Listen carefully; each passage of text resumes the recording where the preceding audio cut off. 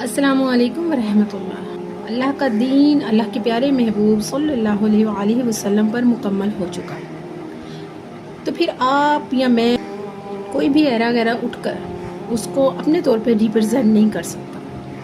اللہ کے دین میں نہ تو آپ کوئی اضافہ کر سکتے ہیں، نہ حجت نکال سکتے ہیں، کیونکہ دین ہم میں سے کسی کے بھی باپ کا نہیں ہے، یہ دین اللہ کا ہے اور اللہ نے اپنے محبوب کے ذریعے اس کو مکمل کروا دیا ہے۔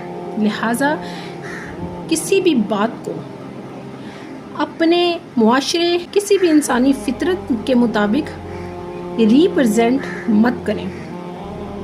مرد کی دوسری شادی کو آپ عیاشی کا نام نہیں دے سکتے۔ ریسنٹلی انڈیا میں جو ایک ویڈیو وائرل ہوا ہے، اس کے بعد وہاں کے مسلمز جو ہیں وہ خاص طور پر قرآن پاک کی آیات کو اپنے طور پر اور شادی کو اور دوسری شادی کو مرد کی عیاشی کا نام دے رہے ہیں، جبکہ یہ سراسر غلط ہے۔ جس طرح مرد کی پہلی شادی اس کی جسمانی خواہشات کے لیے ہوتی ہے، اسی طرح اس کی دوسری شادی بھی اس کی جسمانی خواہشات پر ہی مبنی ہوتی ہے۔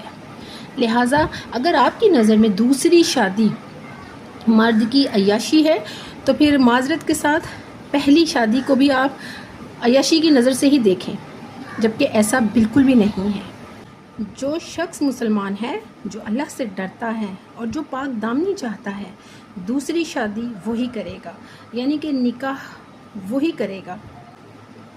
کچھ بولڈ الفاظ میں کہ مرد عورت کے ساتھ سونے کے لیے کبھی بھی عیاشی کے نام پر نکاح کو ترجیح نہیں دیتا، پھر وہ چاہے پہلا نکاح ہو چاہے دوسرا ہو، وہ دونوں کے لیے تبھی آگے بڑھتا ہے جب وہ حلال طریقہ چاہتا ہے۔ عیاشی کی صورت میں وہ صرف اور صرف گرل فرینڈ رکھے گا، بیوی نہیں۔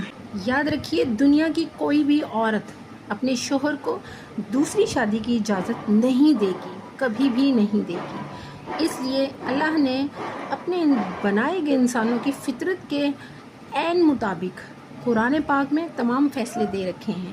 اس لیے قرآن کی کسی بھی آیت کو اپنے طور پر بنا کر پیش کرنے کی کوشش مت کریں۔ جزاک اللہ خیر و بارک اللہ فیک۔